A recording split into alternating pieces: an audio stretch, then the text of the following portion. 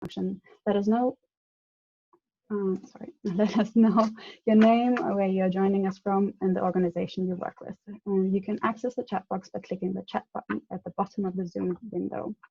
Later in the session, we will move into breakout rooms based on the assignments you received via email. If you're sent into a breakout room that does not match the case that you've been working on, please just come back to the main session and we will find the correct room for you.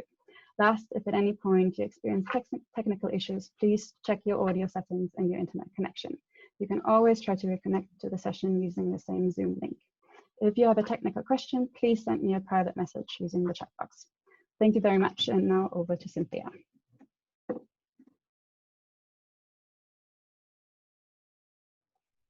Thank you so much, Heike.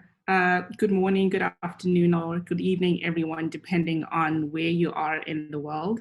I am just going to share my screen before we start. So give me just a moment.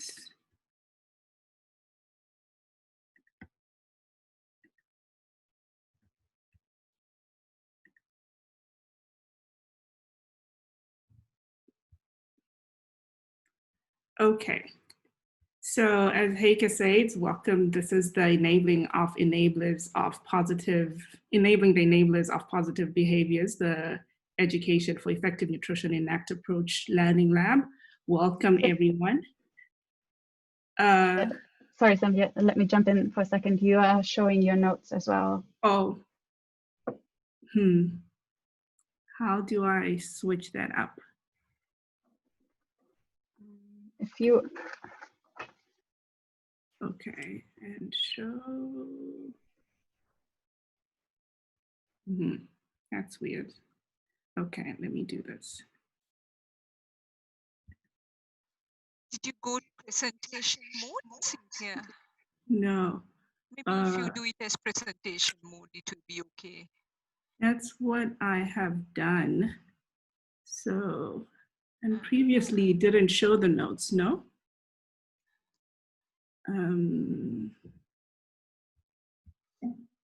Else you can just minimize. Goodness, yeah, I think I would just, column, yeah. So I'll do this and hopefully it's large enough for everyone to see. Apologies for that technical glitch, but in the interest of time, I think we can just move on from here. So my name is Cynthia Matare, and I am a nutrition education specialist at FAO in Rome, and I'll be one of the 4 facilitators for this learning lab today. We are all excited to spend the next couple of hours with you going through some of the course activities. And I was going to go through some housekeeping issues, but I think Heike has covered most of them, except one, and that one is that we really want this session to be interactive. So please, whenever there's an opportunity to participate, volunteer, and I hope that that everyone will be able to do that. I do understand that some of us may have some connection issues, and if that is the case, we can deal with that as we go. So to start us off, I'm just going to give a few seconds to the other facilitators to introduce themselves. Julius, do you want to start? Yes, my name is Julius. I'm from Tanzania, so I'm Tanzanian. Currently, I do teach at the University of Dodoma. And for this purpose, I'll be also facilitating. So thank you very much, Cynthia. Ramani? Yes, hi, I'm Ramani Vijaysinha-Betuni, and I'm a nutrition officer with FAO Rome. I've been involved with ENACT, as Anthony has been, for a very long time, since almost the course started, and it's a pleasure to be with you all today. Thanks. Anthony?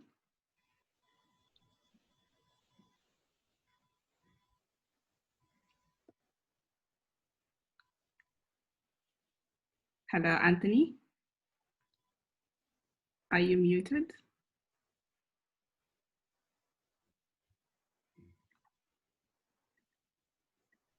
Oh. Anyway, we can come back to Anthony and he can introduce himself later on. But thank you, Ramani and Julius, for your introductions. And so I'm sure you all were able to go through some of the preparatory materials that we shared with you. Particularly important to highlight for now is the Survey Monkey that we also shared. If you haven't yet had a chance to complete the survey, it will be open for a few more hours after the Learning Lab. So please go there and complete the survey. And we look forward to getting to know you through that. And there were a lot of other materials that we hope you were able to go through, as these will help to, what we will do today will build on these materials that we shared previously. And as I said before, we really want this Learning Lab to be as interactive as possible. So I encourage you all to participate and engage as much as you can. So this will be our agenda for the Learning Lab. I think we've just gone through the introductions. And so firstly, I'm going to give a short presentation on how the ENACT course works, because I'm sure after going through all of the materials that you went through, you're probably still wondering, so how does this all play out? And then after that, as a break from the presentation and what I hope will be also very interactive, we're going to have a poll, a very participatory poll. And then we're going to break out into our groups for a discussion on the activities that was also part of your preparatory material. And then we'll come back to the larger group and debrief on what we've done during the group activities. And then we'll end it all off with a second poll on perceptions, knowledge perceptions, and attitudes. And then we hope to leave a lot of time at the end for questions and answers, as I'm sure that many of you have lots of questions and will have even more questions after we go through the Learning Lab. And if at any point you have a question, please feel free to type it into the chat box. And we will start off the Q&A segment with responses to some of the questions that come up during the Learning Lab. So heading straight into it, how does the ENACT course work? So the first thing is, you may have been wondering, is where do I find the ENACT course material? And the first place you will be able to find it is the FAO website, which is the screenshot that I'm showing on the left-hand side of the slide.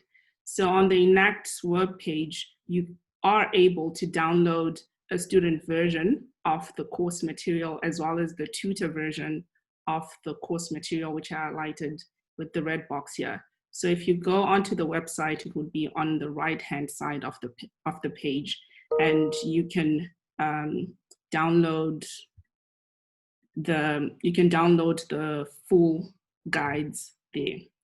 We also have QR cards, which we hand out usually. If we had been having this session in Malawi and we were physically present there, we would have been having these with us to share with you. But basically, these QR cards are business card sized cards that have a USB or thumb drive embedded on them. And so the course materials are loaded on this thumb drive, which you can see. This is just an example. This is not exactly the QR card that we have, but it would have a stick out thumb drive that you can plug into your computer, and you can use the materials from there.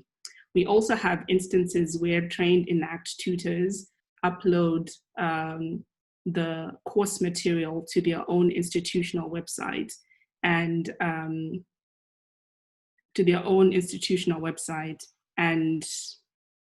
students can access the course materials from their university website. So those are the three ways that you can get the course materials. And so what is included in the ENACT course materials? Each unit has 5 files. Usually starts off with an introduction, which is a PowerPoint that introduces the unit. And then it also includes a student book, which is the main workbook that students use and contains all of the activities that the students need to go through. And then there is a unit resources, which is a packet that contains study documents that accompany the student book. And then you also have a printable workbook, which is a shortened version of the student workbook. And it's simplified to make in a way that it makes printing cost effective if you needed to print out any of the materials. So if you look in the unit 1 that we shared with you in the preparatory material, and you scroll down towards the end of that file, you will see a black and white printable workbook towards the end. And then finally, there is an extra section, and this only applies to units 7 and 9. And this contains additional materials that are needed for these 2 units that would not, in essence, fit into the other available categories. And then there are different types of activities that students can do with the ENACT course.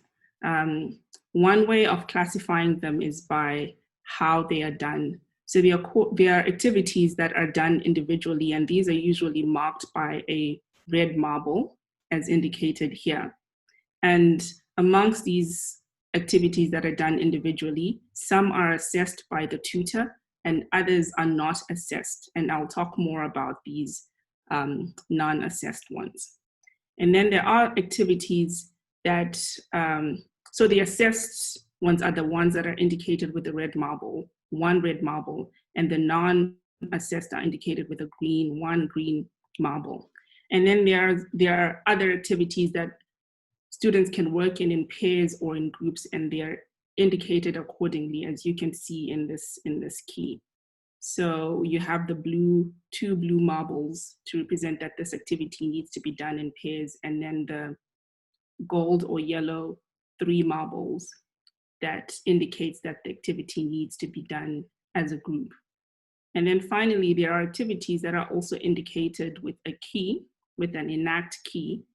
And for these activities, for activities indicated by this key, suggests that there are answers that are included in the student key, which is part of the packet or part of the student guide. And the student can use the student key to self-assess the activities those activities that they've done.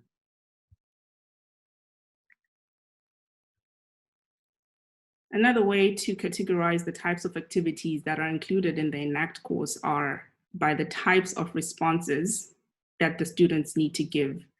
So there are some activities where the students need to type out the answers or copy and paste from another document.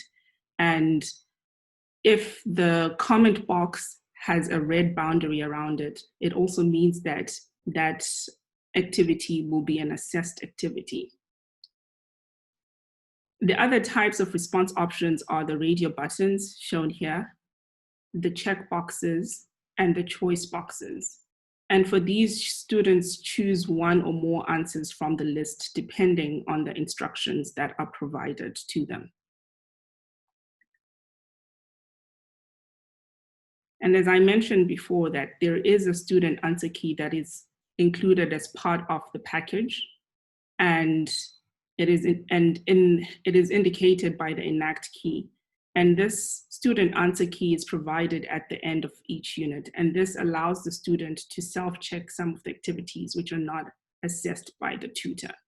However, there are other activities which are more about students' personal opinions and experiences, and these are often discussed during the tutorial.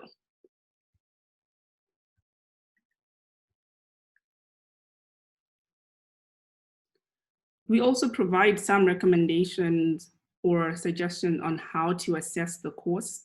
And as you can see from this screenshot from the course, the assessment tries to incorporate all of the activities that students are involved in, including going through the handbook. If you recall from the pre-recorded presentation, the course is all about independent learning. And so many of the activities that students go through, they go through by themselves. But there is also a way to incorporate how well students are going through those activities by giving an overall mark for the workbook and how complete it is, how correct it is, how insightful it is, etc. And so that can also be a part of the assessment of the course. However, some universities have actually changed this to match how they assess other programs, other courses in their program. And so this is only just a recommendation rather than something that is set in stone in terms of how you would assess the ENACT course. Throughout the course, there are also sticky notes which are provided to serve as helpful reminders to the students. For example, you'll see this sticky note which says this activity will be discussed in the final tutorial, and this highlights that students need to be prepared to discuss this when they attend the tutorial at the end of the unit. Finally, you may still be wondering, so what is the role of the tutor in the ENACT course? So the tutor in the ENACT course is also provided with a tutor's guide, and their role would be to introduce each unit to the students so that students are clear on what they need to do. And then they also hold tutorials, as we have discussed previously, in the middle of the unit and at the end of each unit. And then they also grade the assessed activities as well as the 2 tests that are done at the middle of the course after Unit 5 and at the end of the course after Unit 10. And for these assessed activities, tutors are provided with a full answer key for the tutor. And this is provided separately just so that we make sure that it doesn't fall into the student's hand. So it is not part of this tutor package, and tutors will have to write to the FAO ENACT team to request this full answer key for tutors. They also help students with outside activities and the project that they have to work on, as well as assist students who may be having difficulties as they go through the course. As we have been emphasizing that there is a lot of independent learning with the course, and that is unlike many other courses within that are usually taught within institutions. So students might have a hard time, especially getting started, but eventually they will get the hang of it. So the role of the tutor would be to assist the students to get the ball rolling. So as I promised that this was going to be a short presentation, but I hope it was insightful and provided additional information that wasn't provided in the materials that you went through. So we will move on to our poll, and that first poll is going to be what is not nutrition education?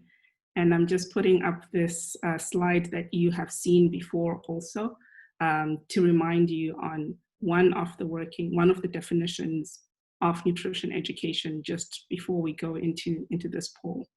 So I will stop sharing my screen for now and launch the poll.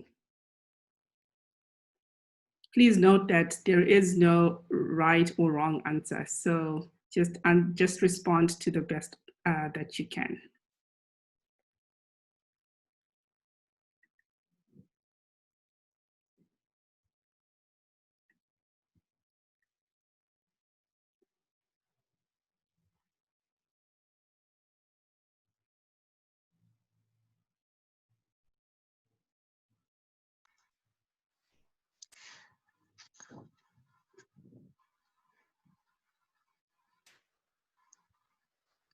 Cynthia, we need to click on whatever answer we think is correct, yeah?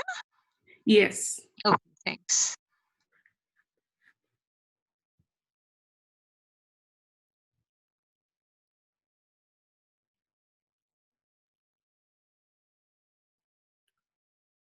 And in some cases, there can be more than one correct answer, but I'm not sure if you have the ability to select more than one answer. So if not, just pick what you think the best response is.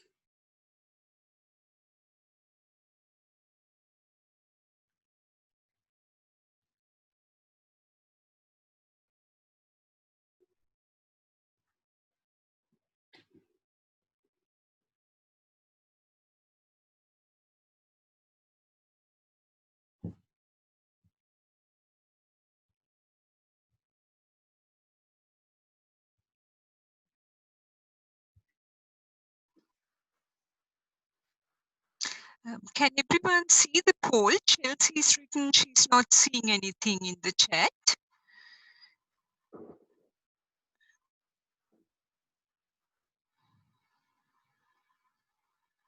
Is there anyone else besides Chelsea who cannot see?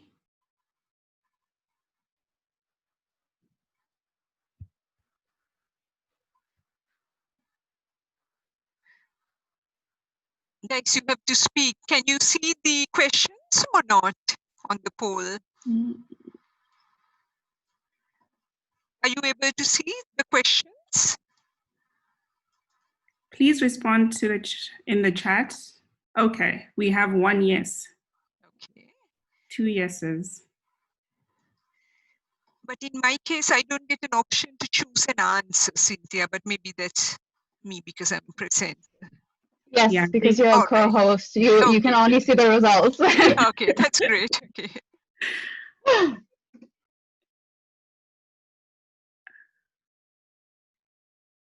Chelsea, if you're calling in from a phone, but you should be able to do the poll even from a phone, right?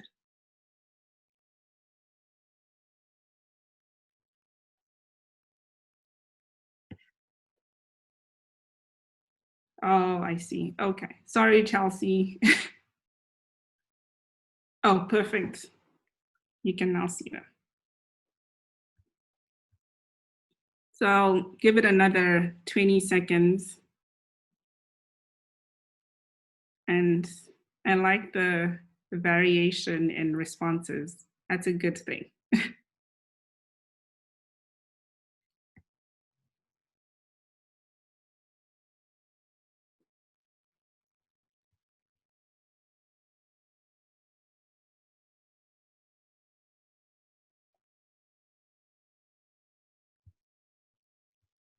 Okay, I'm going to end the poll now and then we can.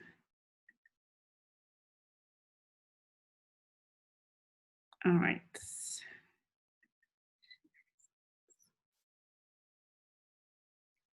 I think you can now see the results of the poll.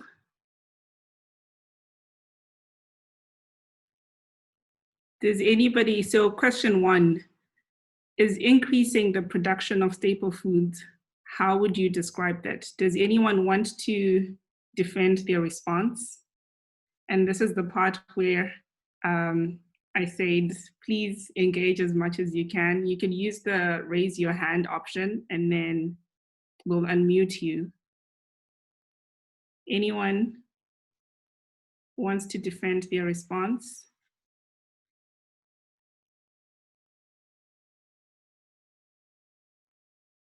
I don't see any hands. Oh, I see one, Chelsea. Let me unmute you. Are we able to do that, Heike?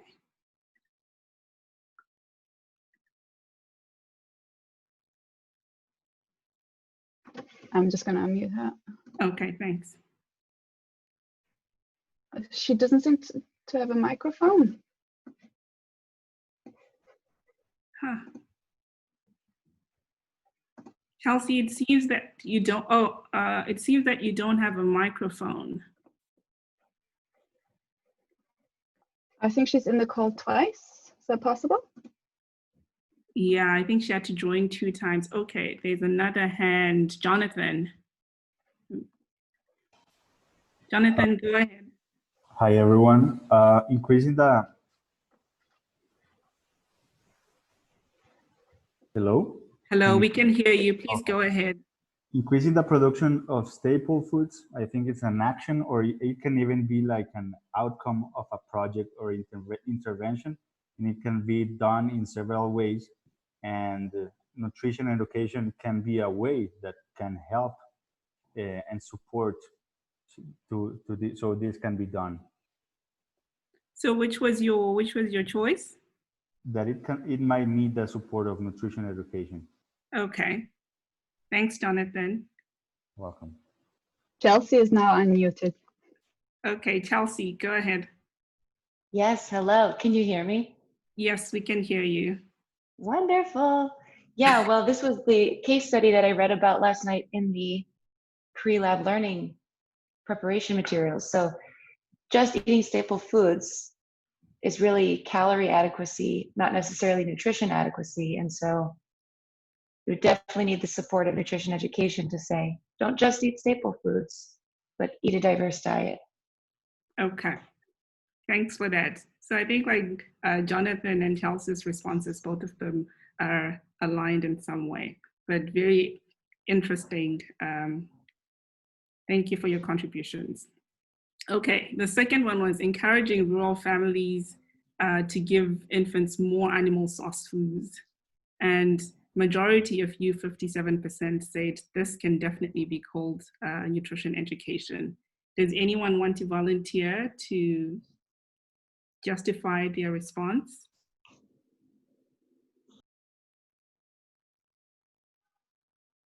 It can be any of the responses, whether you said any of the options.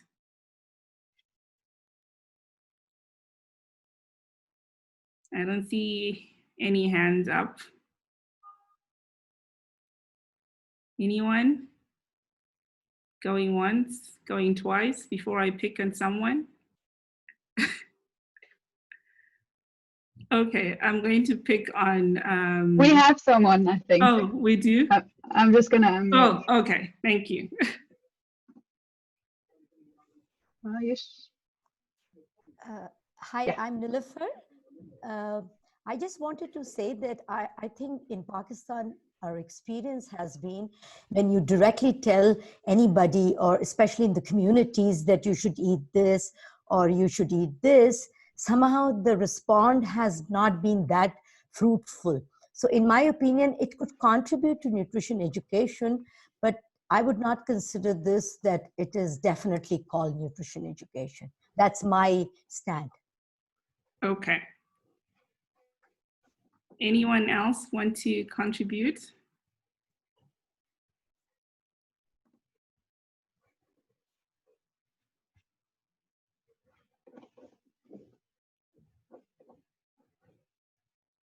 Anyone else wants to justify their response?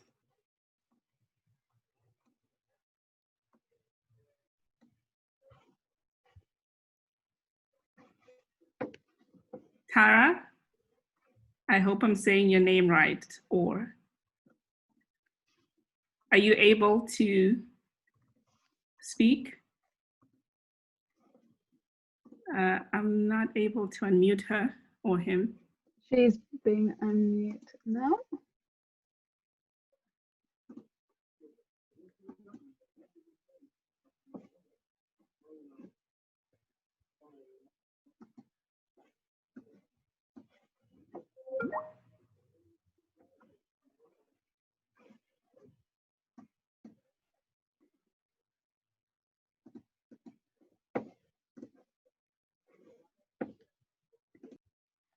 Okay, let's move on to we have a few more questions and not a lot of time, but hopefully we can get a volunteer. We have another raised hand here though.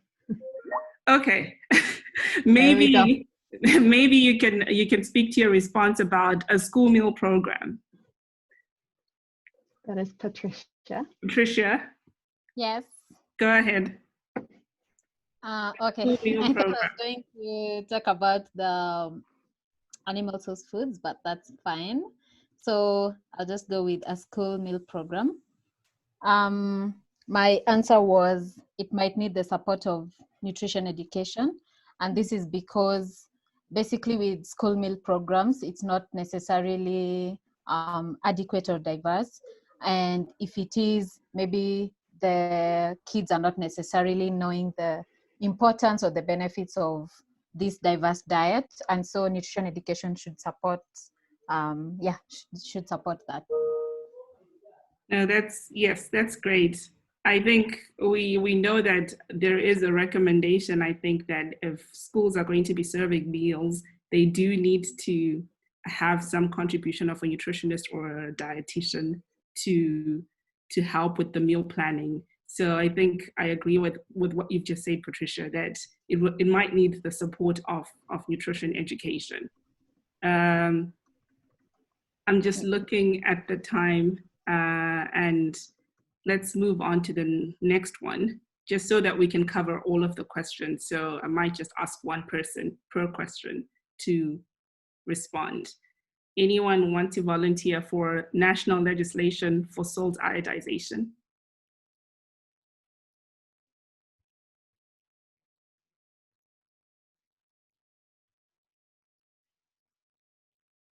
Anyone?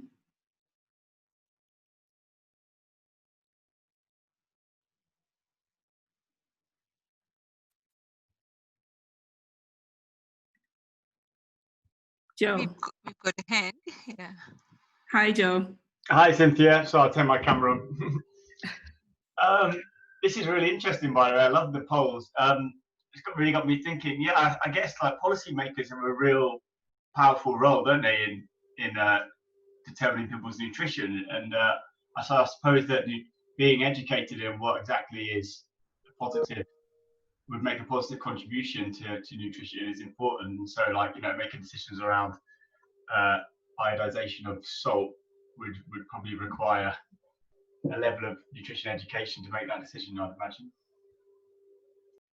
Okay, so can you clarify? So what was your response? Got muted again. I did the last one. Okay, might need the support of nutrition education. Yeah. Okay. No, I think, yeah, that sounds right. Like what you're saying, that if we do have this national legislation of salt iodization, but if people don't know that they need the benefits of using salt iodization, then it might not be as impactful. So it needs the support of nutrition education. And then research into dietary practices in a tribal region. I think this was the most extreme, the highest number choosing the same response. 86% said could contribute to nutrition education. Anyone wants to justify that?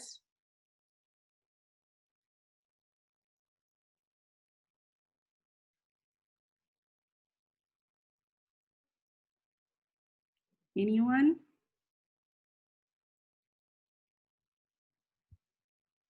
Okay, Ola.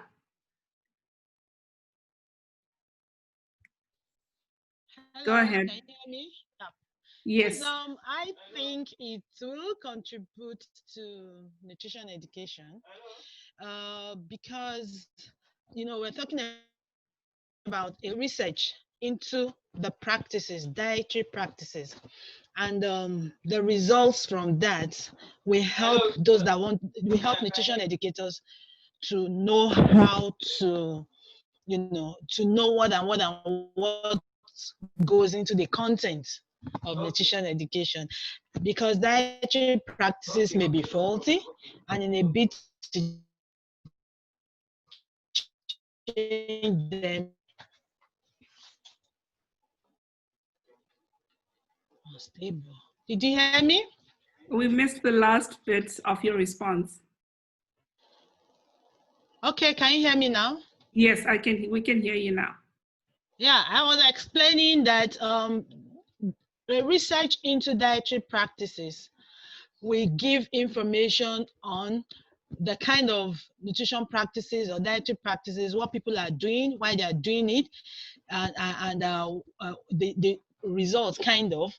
And in knowing all of that, maybe it's going to be the result of that that will definitely contribute to nutrition education. But then in doing the research or collecting the data itself, there might not be nutrition education.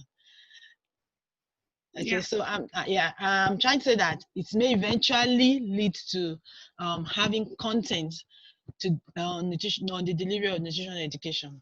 No, I think you're absolutely right in that we need to understand people's practices in order for us to know what they should change to make better decisions about their diets. So research into the current dietary practices would then, in essence, contribute to nutrition education. And I know that other questions would have been very interesting, but we really have to move because of time. But in terms of analyzing the sugar content of commercial foods, 57% of you said could contribute to nutrition education as well. And I think that's about right, because when people understand how much sugar is in a food, that can help us with any of nutrition education initiatives. And then growing and promoting potatoes rich in vitamin A, 50% said definitely nutrition education, and 29% said might need the support of nutrition education. I think both of those responses can be justified in some way. And finally, another high response for one, 86% of you said that advice from parents about healthy snacks is definitely nutrition education. So, but I'm looking forward to the second poll. This was fun, but like I said, we have to move on to the next activity. So,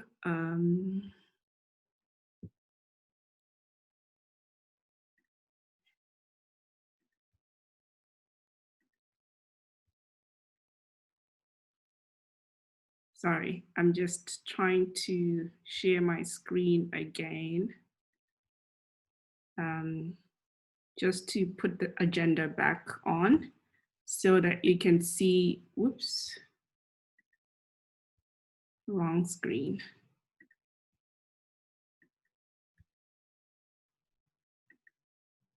Okay, so our next activity is going to be going out into the breakout rooms for our group activity. And I think all of you received an email with instructions on how this group activity was going to work. Although we encouraged you to read all of the stories in the unit resources for Unit 1, we also assigned you to a specific story and to respond to some set of questions. So we're going to go out into the breakout rooms and discuss with others who also responded to the same questions, just so that we can compare notes and have a lively discussion. And in each one of those breakout rooms, we'll have one of the 4 facilitators in there. So, but our role really is just to help guide the discussion. So a large part of the talking should be from you guys who have read the stories and responded to that. So Heike, I'm going to turn it over to you for that. Sorry, before we go away, can I just make sure Anthony is online? Anthony, are you there? Yes, I'm here. Sorry. You're there. Okay, excellent. All right, that's good. Okay, good. Okay, I'm gonna open the rooms now. Should you have any issue, you can always come back to the main session and then we can figure it out. Okay.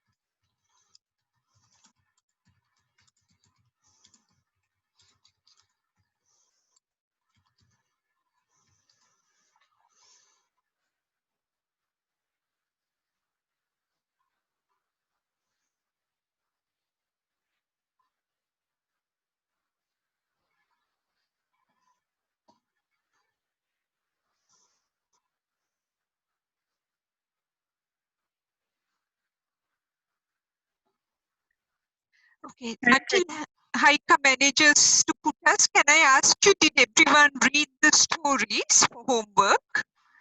Oh, Ramani, I think you're still in the main room. Oh, yes, I'm in the main room. I don't know how to go to my room. That's what I was about to ask Heike, how we are. Sorry, yes. You should be, wait, sorry. Just a second. We're all in the main room. No, sorry. Something went wrong here. I think the majority of you is now assigned.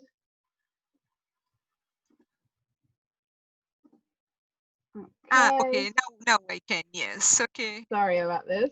Cynthia, I'll come back in 15 minutes then. Yeah, or okay, 20? yes. Let's say 20 and then we'll. 20 still. Yeah. Okay, so at 35 past. Yes.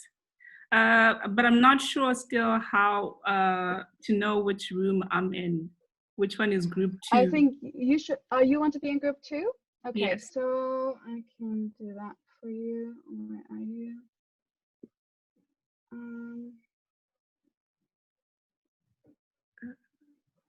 Group 2. Or I can just go into any as long as. There should be a window now saying that you jump.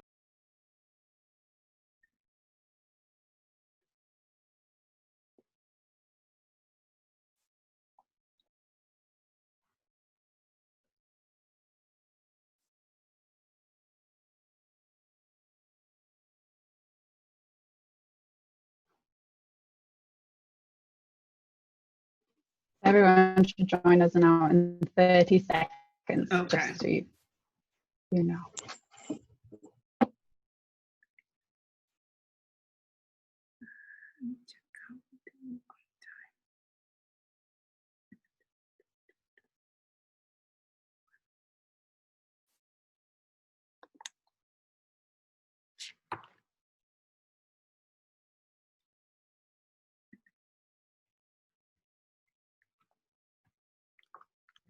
Did you end the breakout rooms, Haika? Yeah, everyone should be back now. They are dissolving now. Yeah. Oh, I see the number. Okay. Is everyone back now in the main room? I assume so. Okay, so over to you again, Cynthia. All right.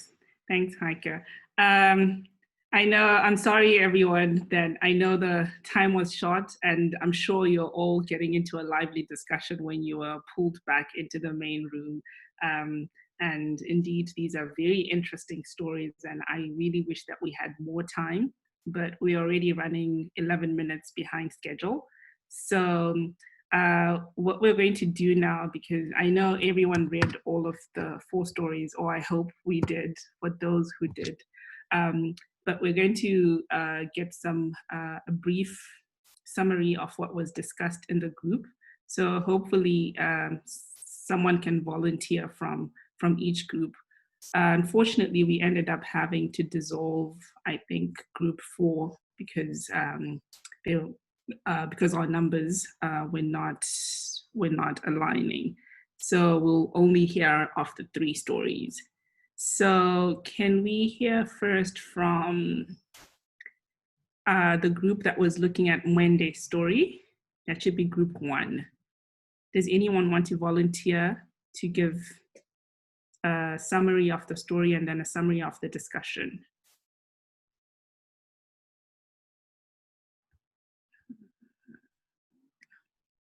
Cynthia, I'm not sure which group I was because we had participants who had read 2 different stories. Oh, so did you discuss both of them? We did. Oh, okay. Which was Mwende's story one of the stories that you discussed? It was. Okay. And you were group 1 or room 1? We had, we only had 3 people plus me in the end. Okay, what was the other story that you discussed? The other one was Henintso from Madagascar. Okay, that's also the second story. So maybe we can have one person from Anthony's group to talk about Mwende's story, and then another person to talk about Henintso's story. Any volunteers? There's only 3 of you. Otherwise, I'm going to ask Anthony to volunteer someone. Well, I mean, two people read Mwende's story, one person read Eninsoa's, so there's not much choice for the second one. I don't remember the name though. Okay. Chelsea is volunteering to talk about Madagascar. Okay. Let me unmute you, Chelsea. I might be able to do it. Did I do it? Oh, there you go. Yeah, go ahead. I figured it out now. Okay. So in Madagascar, they have really high stunting because they have poor breastfeeding practices and high poverty. And so our story is about Eninsoa, who's 4 years old. He's stunted. He's mostly been fed on rice and cassava since birth. And now he's getting malnutrition, getting treatment for malnutrition from their clinic. They talk about training the mother in eating the quote unquote right foods, but she says that he doesn't like to eat fruits and vegetables. The instructors say that they teach mothers that children need to eat from different food groups, but it's difficult to change their habits. And that's the gist. Okay, can you also speak to the discussion that you had about the story, if you did?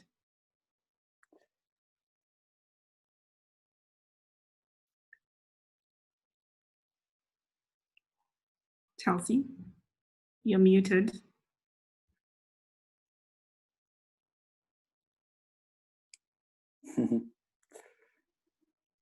Okay, here we go.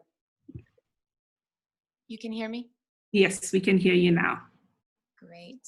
So we talked about how the diet is not high in nutrients because it's so high in carbohydrates, so it's poor nutrient value. We talked about the health consequence of this is stunting. And we started to get into a good discussion at the end about culture and behaviors and how, it's not necessarily an issue of access or availability, but of beliefs and practices. And so we started to talk about what is the best way, and it's a really time-consuming and slow process to change behaviors. And is it enough to just give advice and walk away? No, it needs to be inclusive. The interventions need to include community members, and you need to have a good idea of the cultural context to really have an intervention that works well. No, that sounds great, and it's making me think about our own discussions, in the group that I was in as well. Sounds very similar to the conversations that you had. So, but can we have someone from the same group to tell us the story about Mwende? Can I say it? I'm Nilafar from Pakistan. Go ahead, we can hear you. Okay, so because I don't know whether I was in the wrong group or I don't know, but Wanda story was very similar to what I've had faced with one of the FAO program in Balochistan, where we went in to educate the people, but we didn't realize the cultural barriers and the cultural competence to understand what really makes people and what convinces people to make changes in their diet. And so they had the kitchen garden, they had all the fruits and vegetables, but the children and the pregnant women were still not eating healthy food. And we realized the decision were being made by male members of the family or the eldest members of the family, and we were trying to educate the mothers. So that's where I realized that the cultural competence to understand the dynamics, what plays important, I would say also goes with Mwanda, because we do hear the comment where she says that she's better off to listen to her friends than to a foreign researcher. So that tells us that, if we do go to any community to educate, to improve things, we really need to do preparatory work, do some qualitative research where you understand the dynamics, what plays roles, whether people do consider what you are considering. If it is a vitamin A deficiency in Mwanda's case, she was already into the night blindness stage, but whether the people understand this thing and do they realize that if this child grows to be blind, what are the consequences to the community? And are we teaching the right people or not? they are the people who are making decision every day to what to eat, what not to eat. So in a case of Balochistan in Pakistan, it was actually the wrong people we were educating. So so I really enjoyed this thing. No, thanks for that contribution, Nilofer, and especially tying it to your own experiences as well. And I think that is what we hope to do with this ENACT course, in that in reading the case studies and the case examples that we have in there, the students of the ENACT course can actually think about how these issues might play out in their communities. So I really appreciate you connecting that to your own work. So we move on to the third story, which is Amarek's story. Does anyone from that group want to give us a brief summary of the discussion there?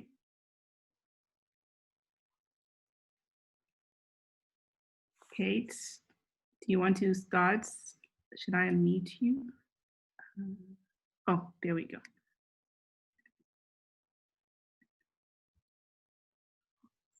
Okay, you should be able to unmute yourself. Oh, there we go. I just met. Great, thank you. Yeah, this was another sad story from East Africa, Ethiopia. A young mother, she was married, I think, at 15, pregnant soon afterwards, and had obviously a difficult pregnancy. She was weak. She went to the clinic, didn't get blood tests, but she did get nutrition advice of some sort. We're not told what it was, and she had iron and folic acid tablets, but she didn't like them, didn't take them. She asked her friends and they didn't take them either.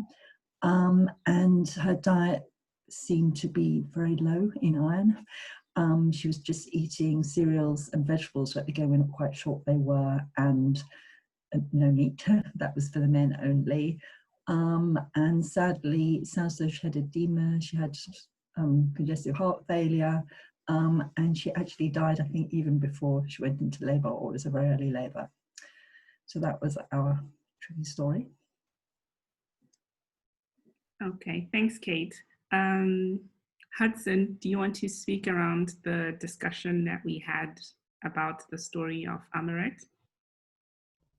You should be able to unmute yourself. Yeah,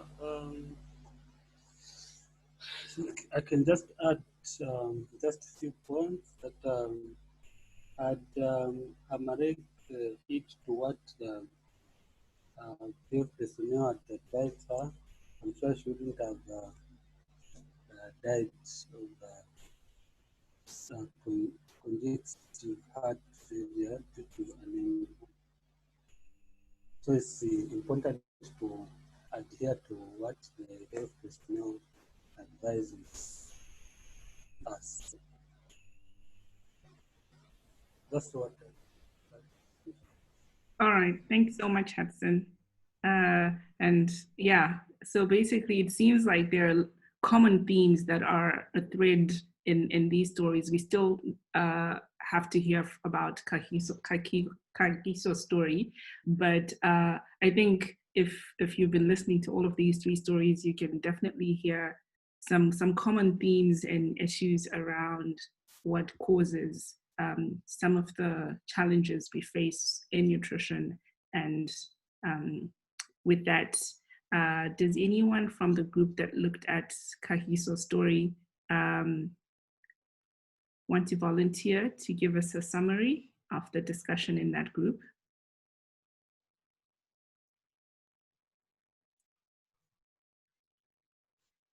Wasn't that my group which didn't exist, Cynthia? Or did Julius's group also do that? Oh, sorry, yes. Unfortunately, there was no one in my group. Okay, but I can, do you want to give a summary of the story, or? Yeah, I can summarize very fast. So it's about a lady called Kagiso from Lesotho, and she's quite a big lady.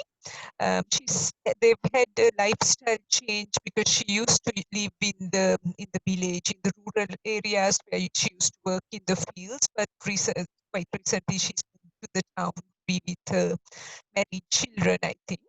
and it's resulted in lifestyle changes. So she's no longer physically active. Now they buy most of their food from the supermarket. There's a lot of access to deep fried and sugary sweets from street vendors, this kind of thing. And she goes to the doctor, and basically she's starting to show signs of diabetes. But she goes back home and her friends say, don't believe this, the doctor just wants to make money off you. And her husband says, so, you know, in our culture, we like women who have meat on their bones or something like that. I mean, we like big women. There's nothing wrong with being big. And she herself is worried because the doctor told her to lose weight, but she thinks that if she were to now suddenly lose weight, the people would think that she's either got TB or she's got AIDS. So because of this, she doesn't want to lose weight either. So again, you see all these sort of perceptions and attitudes which affect her, so that she doesn't follow the doctor's advice to get further tests and lose weight. Thanks, Ramani. I think that was the main thing. Yeah, thank you. And again, like I was saying, it's common threads around perceptions, attitudes, beliefs, practices, and you can see how in the 4 stories that we've just discussed are common threads that determine how nutrition behavior plays out in real life. Julius, what story did your group work on? My group worked on Americh's story. Oh, you also worked on Americh's story. Right. So I don't know if there is anyone in your group who might want to volunteer to add to what has already been said by the previous 2 speakers who spoke on Americh's story. You know your group better, so if no one volunteers, maybe you can call on someone. Yes, let me wait for a volunteer.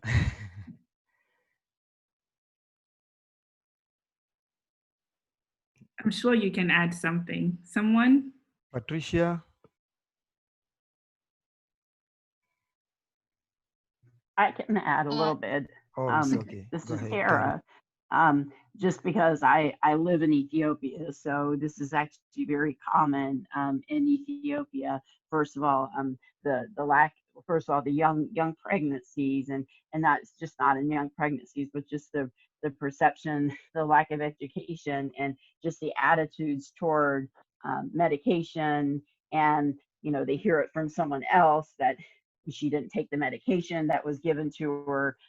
So that was one thing. The low dietary diversity, very, very common throughout Ethiopia. They often don't increase their diet intake, their caloric intake during pregnancy. Women, of course, like in many countries, they're the last ones to eat in Ethiopia, whether they're pregnant or not, doesn't matter. So they don't, and also in Ethiopia, we have both Muslim and the Orthodox Christians, which have many fasting days, over 200 fasting days a year, and the pregnant women do continue to fast. It's said that they are excluded from the fasting, but I have found that they do continue to fast throughout their pregnancies. So that's another thing that is common. But as she said, I mean, she probably took advice from her friends rather than if she even had prenatal care. And you know, she ended up dying before, I think it's even before she delivered. So unfortunately, the maternal mortality rate is very, very high in Ethiopia for a number of reasons. The other one thing, they said something about animal source food consumption. It's very low, not only in maternal animal source food consumption, but just all around. It's really, really low all throughout the country due to access. Also, it's very expensive. I even have a hard time. I live in the rural area. I live in Harar, which is rural, and it's hard for me to even find animal source foods at times. So it's low. The consumption is low. Thanks so much, Tara. That was so interesting to hear, like, with your experience in the country, and to hear that this is actually a real life situation for many women who live in Ethiopia. So thank you for sharing that from your own work experience and lived experience there. In the interest of time, I know, Patricia, you probably wanted to say something to add to this, but maybe you can say something in the upcoming activity, which is another poll. So this poll will close us off before we move into the question and answer segment of the Learning Lab. But basically, what I've been saying and what you see in this poll is just there are a lot of beliefs and knowledge issues and practices and perceptions that impact people's nutrition behavior. And nutrition education needs to take these factors into account. So I am going to launch the second poll, and similar to the first one, they're going to be statements. So feel free to pick which one best represents your thoughts in terms of how you'd respond. So there are knowledge. The first 5 are related to the stories that we've just heard. And so please pick whether you think that it was a knowledge issue, a perception issue, or an attitude issue. And then the last 3 questions are just statements that you can pick whether that is a fact statement, a perception statement, or an attitude statement.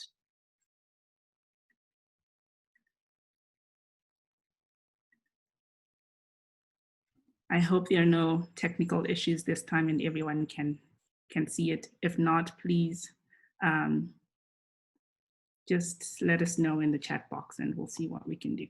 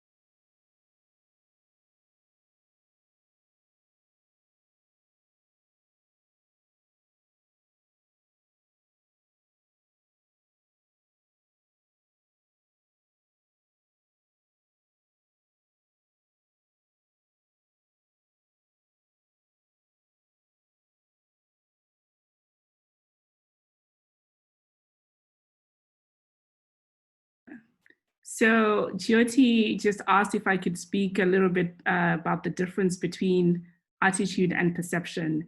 And it's a very narrow difference, but I think we can speak to that based on the responses that that you guys give. So please complete the survey the best that you can, and then I'm sure this will come up in the discussion. Yeah, can I add something that's in the unit? Sure. Okay, so in the unit, we give a very quick definition, but as Cynthia said, they're very similar. So in the unit, we define attitudes as people's feelings, example, trust, values, social reactions, and I think we give some examples.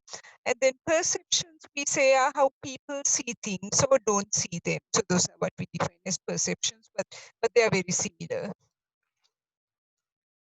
Thanks, Ramani. Okay, I think I will close the poll now. I'll give it another 10 seconds if you want to add something. 10 more seconds. Going once, going twice, gone. Okay. So here are the results. So the first one was Amarik's, based on Amarik's story. Amarik doesn't know the danger of anemia in pregnancy. And 92% of the responses say this is a knowledge issue. And I think that is the correct response there. Does anyone want to justify what they said, including the person who said perception, if you want to speak to why you chose that response?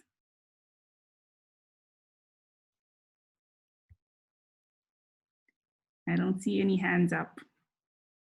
If we take too much time with this, then we won't have enough time for questions. So somebody? No? Okay, we can move on. But I think this is an issue with that. Amarik actually didn't know about anemia as well as the danger of the condition, especially when one is pregnant. But I think that an argument could be made for the perception response as well, in that her levels of perceived danger of this condition, if she knew about it, were probably very low. And then the second one is that people think white rice is better than brown rice. And there's a little bit more variation. A couple of people say there's a knowledge issue. And one person said it's an attitude, but the large majority said this is a perception issue. Anyone wants to justify their response? Patricia, I'm going to call on you because I made you miss an opportunity to speak the last time. Do you want to say something here? It's okay if you don't. That's fine. That's question 2, right? Yes. Yeah. So I felt this was a perception because it's what people actually think and not what they know or what they feel. So so them thinking white rice is better than brown rice, for me that was perception basically. Okay. Yeah. Thanks for that, Patricia. And I think, yeah, this is about perception. And I guess like you could think about it in terms of better in what sense? Because brown rice is nutritionally better than white rice. But then many people might not know of that. So potentially this could also be argued to be a knowledge issue. But I think it's more of a perception issue, and it's a preference for white rice versus brown rice. Overweight women are seen as beautiful. Like about a third say it's an attitude issue and 2/3 say it's a perception issue. And I think this clearly highlights the subtle distinction between attitudes and perceptions. And I think both of these could be argued to be correct. In the interest of time, I'll just scroll through many of these. We had a raised hand here. Sorry to interrupt. Oh, sorry. Janet, go ahead. You can unmute yourself. Okay, so I voted on the perception, as in the story. They were thinking that overweight women are more beautiful, and women never should exercise or lose weight. So it was like a culture something. Really. Yeah. No, that is absolutely right. So if you feel that you really want to say something, like even though I'm scrolling this, please, like Janet, just raise your hand and I'll give you an opportunity to speak. We really want to hear as many of your voices as we can. But yes, thanks for that contribution. And all of you said that when there's mom not knowing about diarrhea and bad sides being signs of vitamin A deficiency was a knowledge issue. And I think there is no debate there. And then when this mother did not trust advice from a foreigner, large majority, 85% said it's an attitude versus 15% who said it's a perception. Anyone want to argue for this one?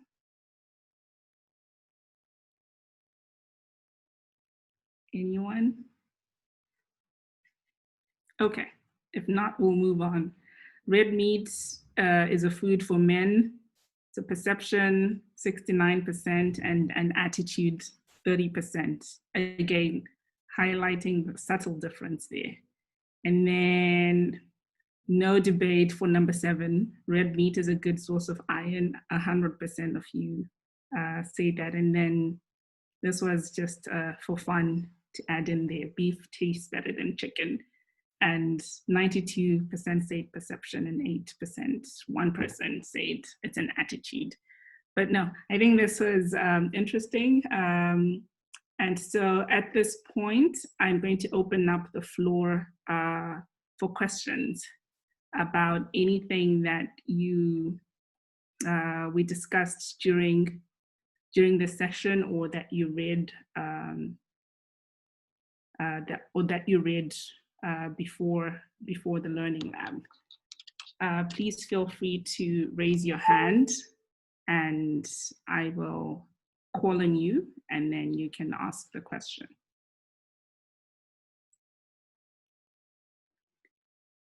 Nilofer, go ahead. You can unmute yourself. Hi, it was very interesting. I just wanted to ask you how it's a very fine line between attitude and perceptions once you identify it. First of all, I think it's very difficult to identify in a community. But once, does the ENACT program provides any provision if once you have identified it's a attitude problem or it's a perception problem? Obviously with the and also with the knowledge problem.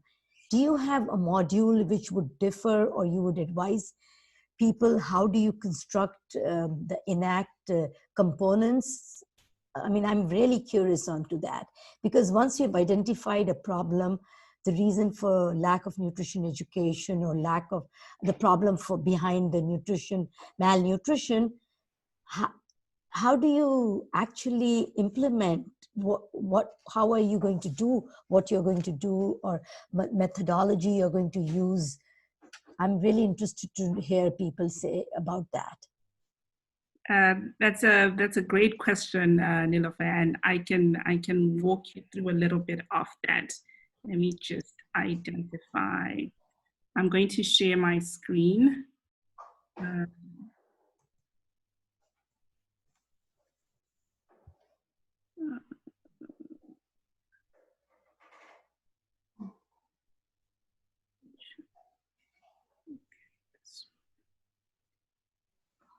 Okay, so are you able to see my screen? Yes. Perfect. So the ENACT course, so what we shared with you was the very first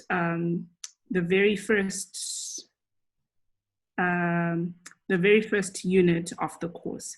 But the course actually is composed of 10 different units. And in this document that we have shared in the pre-learning lab package, you will see highlighted the different topics that students cover in the course. So the unit 1 basically tries to highlight the need for nutrition education.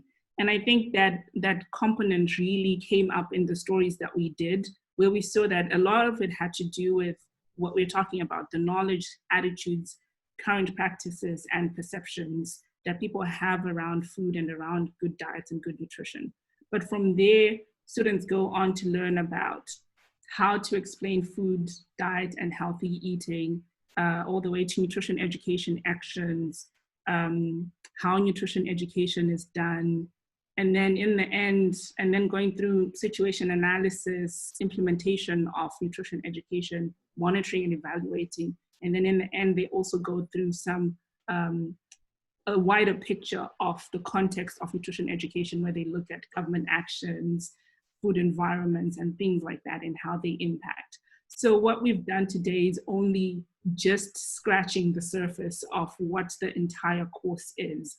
And I'm not sure if you were able to watch the pre-recorded video that we shared, but in there we also highlight that this is not a course that you just sit down in one afternoon and complete. It's about 120 hours on the student's part, and it requires a tutor. We've talked about what the role of the tutor is. So for the tutor, it's about a 40-hour time commitment. And so I hope that answers your question. Yes, it does. And my second question, quickly, if I can ask you, is it country specific? Because this is very interesting course. And I know it has reached India, but it hasn't reached Pakistan, because I know I did not hear about this course in Pakistan at all. And in fact, I was working in one of the program with FAO, and I'm now just wondering that why did they not thought about using this model and use it in Balochistan, because that's where they want to bring about behavior change communication. And that's what their project is. So I'm very much interested to know more about it, which I will do it through the email. Okay. Thank you, Cynthia. Certainly, like we will welcome emails from you.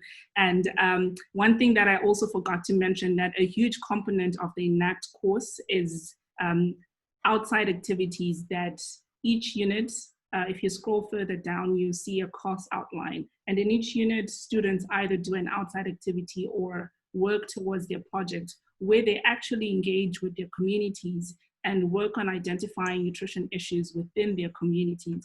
So in addition to learning the theory, it's a very also practical, hands-on course. And just to respond briefly also to your follow-up question, in that this was developed, the ENACT course was developed for the African region, but it's now currently being adapted for India.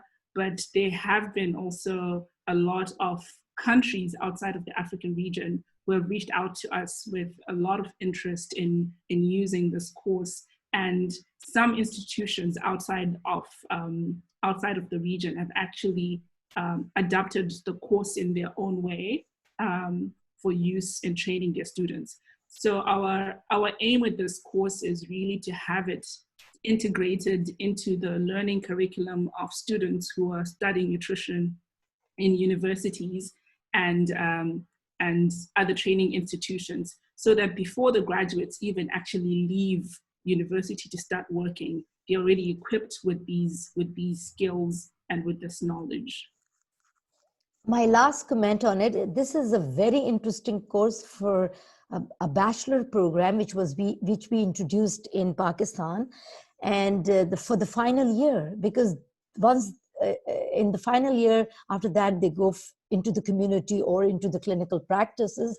But I think this is something that I would at least try, if we could build it up into their final years. And it's amazing, whatever content I was able to read before the Learning Lab. But I really think this is something that we need to think about in Pakistan. Thank you so much for that feedback. We're always glad to hear people who think that this is an amazing course, because of course we also think that it is an amazing course. So, but looking at the time, Chelsea, do you want to ask your question? Are you able to unmute yourself? You should be able to unmute yourself, Chelsea. Okay, we'll come back to you, Chelsea. Jyoti? Hi. So this is sort of a follow-on to the previous question and comment.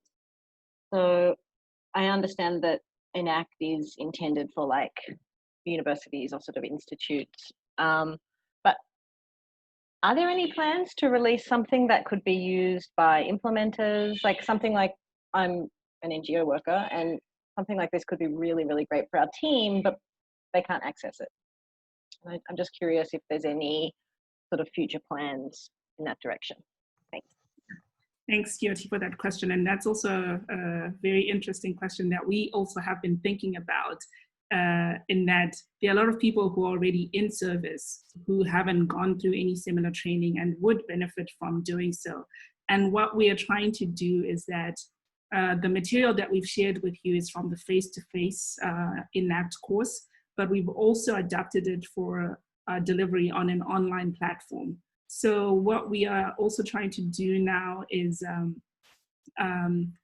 to find a partner who can actually deliver this online course, so that people who are already in service can also take up this course.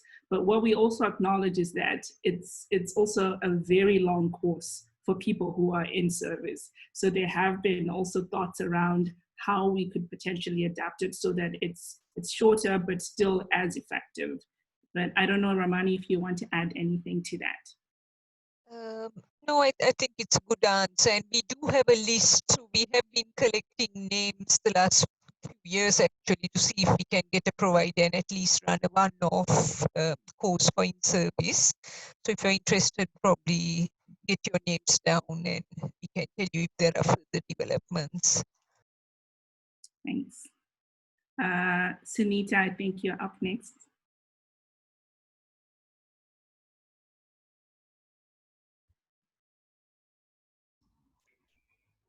Hi, is it my turn now? Yes, it is. Okay. So I was just wondering a couple of quick questions following actually Nilofer's comment and others, is when someone is interested in this course, like say Nilofer wants to take it to Pakistan, what is the exact mechanism, or do they just download the material and they can start teaching or offering this? How exactly, what is the uptake strategy? And sorry, it may have been there and if I missed it. The second one is this, it's quite nutrition specific, which is fine for a starting point. I was just wondering what the plans are in terms of expanding this or collaborating. I mean, I know that there are lots of our online courses, so I was just wondering, how is this different from others? And also if you're thinking of expanding to other, multi-sectoral issues around nutrition, what the plans might be and along those lines. Thank you. Thanks for that question, Sunita. So in terms of the uptake strategy, within the African region, we've actually hosted quite a number of training of tutors workshops. So I think in total, we've trained about 120 tutors across the African region. So these are people who we identified to be instructors at learning institutions that are teaching students who are studying either nutrition or dietetics, or even some other health sciences where the students would still end up doing some kind of nutrition education post-graduation. And so once we've trained these tutors, then that allows them to then go back to their institutions and strategize about how they can integrate this course material into their learning program. And it's easier in some places than it is in others, in the sense that what we really hope is that the ENACT course would be integrated officially into the curriculum of these programs.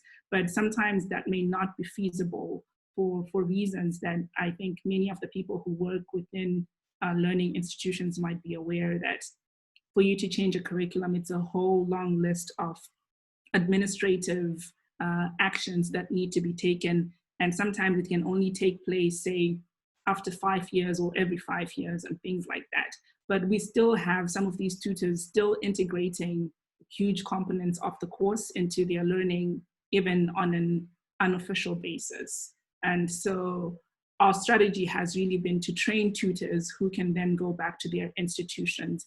And then, like I say, that this was developed specifically for the African region. So our focus has been on Africa, but we are now starting to realize that. And as many of you have said, that this is a course that would be beneficial to many people involved in nutrition education globally. So we are starting with that adaptation process in India, although it has also been used in Sri Lanka.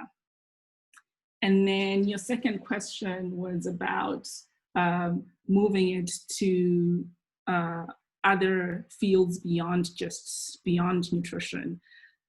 So the thing I think with the ENACT course specifically is that it assumes that the person who's taking it has some knowledge on nutrition. So it doesn't start from the basics of nutrition. And I think that's a challenge with trying to move it to other fields, especially when they don't have or have not taken any nutrition or experience or have any experience in nutrition. So I think it's a challenge, but also something that we probably need to think of, and would welcome ideas if you have any ideas on how we can do that. I hope that answers your questions. Chelsea? There we go. Yes, hello. I'm sorry Yeah. you're having so much trouble with unmuting yourself. No, that's fine. I kind of want to leap ahead. So I know that this ENACT course is for nutrition educators, and that's my role. So I'm a dietitian in global health, and I'm working on nutrition sensitive agriculture projects, doing nutrition education in communities. And for me, it's, you know, this course is wonderful. And once people have the theory, once we get into program design, what does this look like on the ground when the rubber hits the road? Like if I'm planning a budget, you know, how long does it take? How much would you plan to do a community project, like a social behavior change project, or budgeting? You know, is there maybe another tool or resource once we have the theory from this course and the importance, and moving forward, how do we implement that? Is there another tool to be used that can help with like more program or intervention design? Maybe you can speak to that. Ramani? Yes, that's a very good point and question, Chelsea, but I'm afraid we haven't done that, because the purpose of this course was just to give the tools for someone to be able to start planning an intervention. But what you say is, I mean, it sounds like something important that maybe we should start thinking about. What are the actual budgetary requirements if you're planning something like that? So I'm afraid we don't have that currently. Thanks. Thanks, Ramani. I hope that answers your question, even though it's really that we haven't included anything. Ola?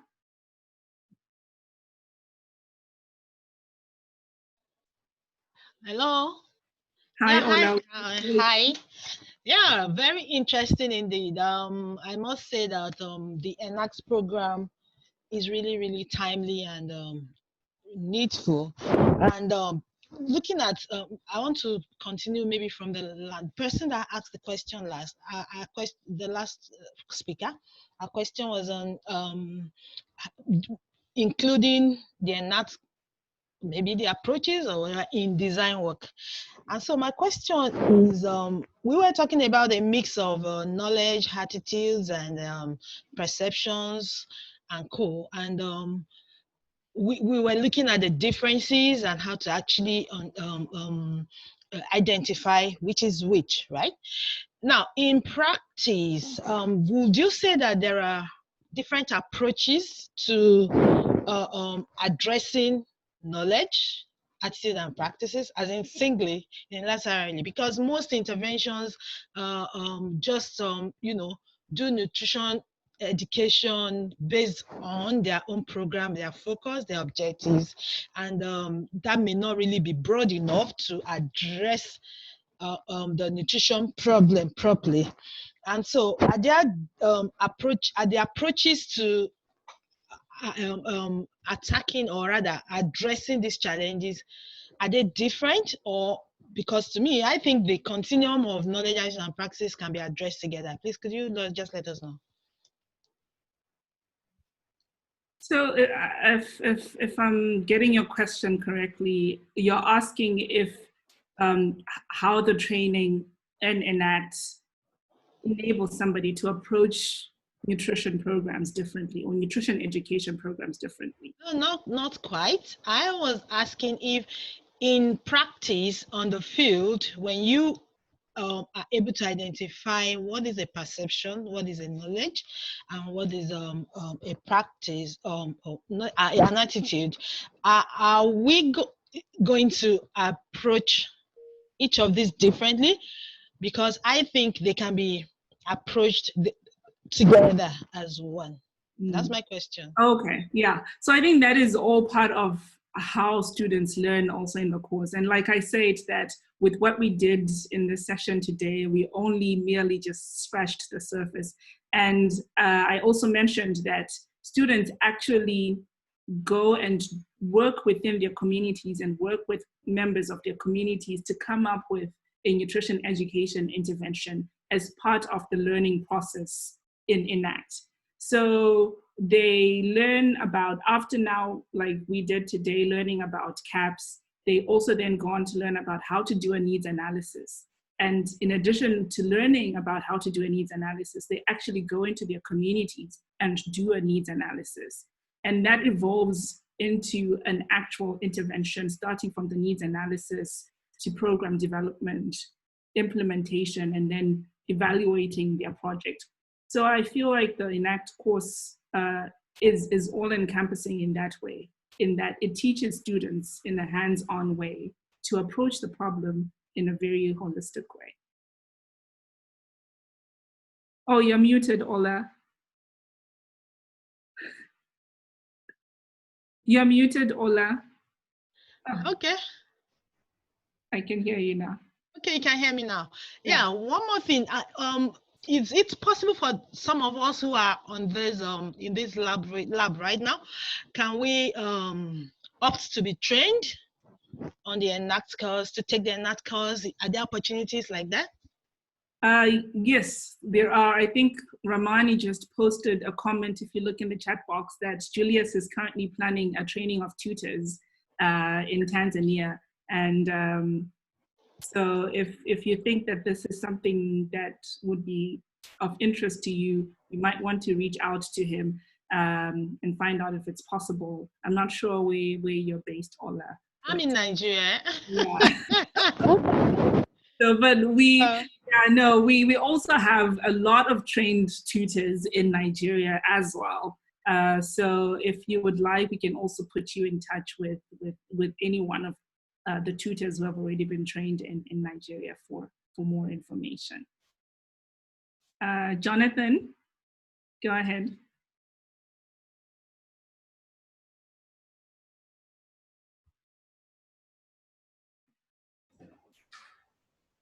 Hi, can you hear me? Yes, I can hear you. Okay, well, more than a question, I just want to make a comment about this course. I'm really interested and fascinated about it. And just like to point out that for many people, nutrition education is seen just like delivering information, right? And this type of approach, it's really effective because it is more than delivering information, but changing behaviors. And as we saw in the stories, malnutrition in many places isn't about all the times about access or even about knowledge, but yeah, about behaviors of many people. So yeah, I just wanted to point out that, and we need to approach people with nutrition education through a behavior change lens. Thanks for that comment, Jonathan, and I wholeheartedly agree. And that's what we tried to do with the ENACT course, to show that it's not just about transfer of information, but it's also about understanding a lot of other things that actually impact behavior. And so the course actually tries to be encompassing in that way. And I don't see any hands up, and we are 2 minutes over time, even though we started also a little bit over time. So I think with this, I'm going to say we can end here. Thank you so very much to all of the participants, the facilitators, and the tech team that has been working behind the scene to assist us with this. And I am available on internet, by email, if you'd like to email me for more information or with any additional questions that you were not able to raise during this session. So yes, looking forward to hearing from you guys. Thank you so much. Ramani, sorry, Ramani. It looks like Ramani was getting ready to say something. No, I wasn't. I was just reading the comments. Okay. It's a great afternoon. Thank you, everyone. Thank you from our side as well. Thank you, Cynthia. Thank you, Romani, Julius, and Anthony for facilitating. It was great having you. Thank you to all the participants and everybody working behind the scene. For those of you who joined late, this session has been recorded and will be posted on our ANH website, so you can look at it again. And there's also more material about the conference next week, which I hope you will be joining. So thank you again to everyone, and have a nice rest of the day.